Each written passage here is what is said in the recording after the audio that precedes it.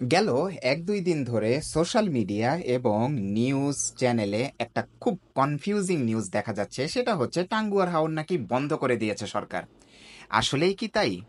একটু আমি প্রশাসনের যেই নির্দেশনা সেটা আপনাদের সাথে খোলামেলা শেয়ার করব। নিয়মিতই আমার টাঙ্গুয়ার হাওরে যাওয়া হয়। আমার বেশ পছন্দের একটা জায়গা বর্ষাকালের। প্রশাসন কর্তৃক টাঙ্গুয়ার হাওর ভ্রমণ করার সময় পর্যটকরা যেসব জায়গা ঘুরে থাকেন তার মধ্যে একটা মাত্র জায়গায় হাউসবোট নিয়ে যেতে নিষেধ করা হয়েছে। সেটা হচ্ছে এই যে এই ওয়াচ টাওয়ার। ওয়াচ টাওয়ার এবং ওয়াচ টাওয়ার সংলগ্ন এরিয়াতে এখন থেকে আর কেউ হাউসবোট ভেড়াতে পারবেন না। আপনাকে দূর থেকে ওয়াচ টাওয়ার দেখতে হবে, আর হয়তো বা ছোট নৌকা বা যেগুলা ডিঙি নৌকা, ইঞ্জিন নেই, এমন নৌকায় করে আপনি সেখানে যেতে পারবেন। হাউসবোট নিয়ে আপনি এই ওয়াচ টাওয়ার এরিয়ায় যেতে পারবেন না।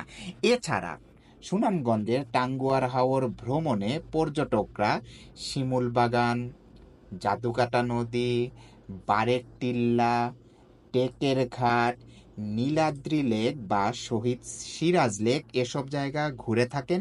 প্রতিটা জায়গায় কিন্তু স্বাভাবিকভাবে চালু আছে। আপনারা প্রশাসনের যেসব নিয়ম কানুন সেগুলা মেনে চলে সকল জায়গাতে ঘুরতে পারবেন। শুধুমাত্র এই যে এখন যে আবার দেখাচ্ছি ওয়াচ টাওয়ার, এই এরিয়াতে এখন থেকে আর কোনো হাউসবোট ভেড়ানো যাবে না। এটা সংশ্লিষ্ট এরিয়ার মানুষের জীবন জীবিকা এবং উদ্ভিদ মাছের স্বাভাবিক প্রজনন নিশ্চিত করার জন্য করা হয়েছে।